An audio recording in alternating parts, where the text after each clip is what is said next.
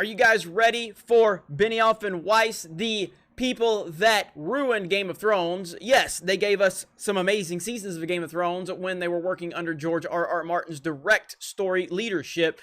But I still can't get over how bad it was. I really can't. I was thinking about it the other day. Once they didn't really have George R.R. Martin's lead, they just completely destroyed what was arguably could have been the greatest television show of all time.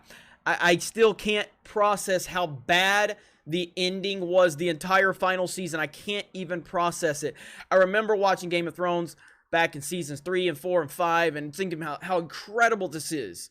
And how is this thing going to all come to end? And what we got is so bad. But anyway, Netflix signs a duo behind HBO's Game of Thrones. Los Angeles and Netflix won a battle for talent in the increasingly heated streaming wars on Wednesday.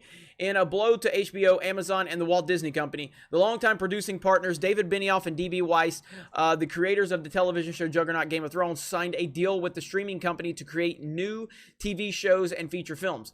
Deadline first reported the news, and Netflix confirmed it on Wednesday. Benioff and Mr. Weiss, who started as fiction writers and met each other as graduate students in 1990s, adapted the George R.R. Martin series of fantasy novels A Song of Fire and Ice into the most popular series in HBO's history. The show consistently generated social media conversations during the 8-year run, while also winning the Emmy in the Best Drama category 3 times. Other suitors for the duo services included HBO, Amazon, and Disney. They are a creative force and have delighted audiences worldwide with their epic storytelling, said Ted Sarandos, Netflix chief content officer. We can't wait to see what their imaginations will bring to our members. In a statement, Mr. Weiss and Benioff said, "We've had a beautiful run with HBO for more than a decade, and we're grateful to everyone there for always making us feel at home." They also praised Netflix leadership team, blah, blah, blah. The next question is how quickly the Game of Thrones producers will be able to devote their time or their full attention to the Netflix duties. Mr. Weiss and Benioff are writing and producing a new Star Wars movie for Disney. Look, man, I don't know if you can sit here and say that Benioff and Weiss are creative force. I do think you can say that when they have a very good piece of source material to operate within, they do a great job of bringing that to life on the big screen. That, I think, is pretty much a given. We know that about them. But you pretty much had 10 steps ahead of the game when you ran out of George R.R. Martin stories and you collapsed the end of Game of Thrones to a level that I don't think anybody truly saw coming. I mean, it's bad. Really bad. I don't know how you move on from something like this. Like, this is your Joel Schumacher situation. This is your M. Night Shyamalan situation. This is a Rian Johnson situation. Not only that, but bailing on Comic-Con the day before you were supposed to be on a panel that was announced months in advance. That was not a good look. Now you're moving on to Star Wars. I mean, we already know Star Wars is in really bad shape. So to have these guys come on to Star Wars after Game of Thrones, after they, bailed on the panel that they announced, it's not really the best look. And I don't really have an optimistic view for what they're going to bring to Star Wars. As far as what they could do for Netflix, I mean, Netflix is kind of struggling at the moment. There's a lot of competition within the streaming world right now with Disney Plus coming out. You got Amazon, you got Netflix, you got Hulu. I think Hulu is part of the Disney Plus aspect of it. But still, I don't think this is a great move for Netflix. And what did they sign?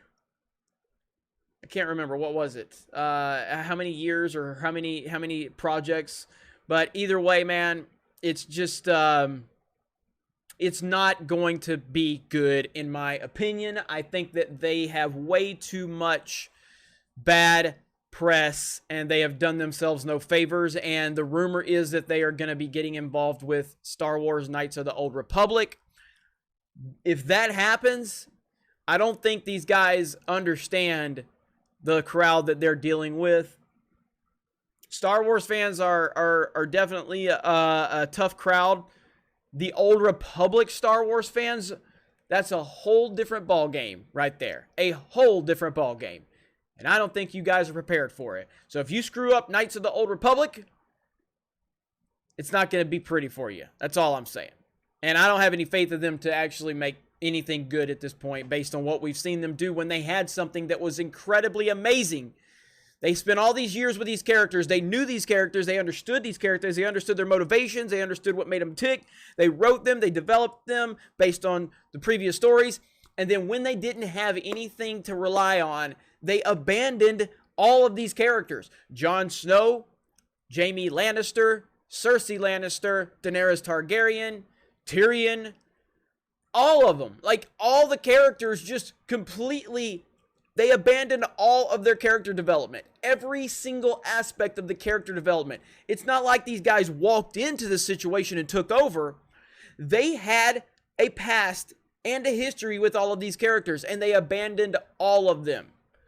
So, that's my thoughts on it. Let me know your thoughts in the comments below. Have a great day, and we will talk to you later.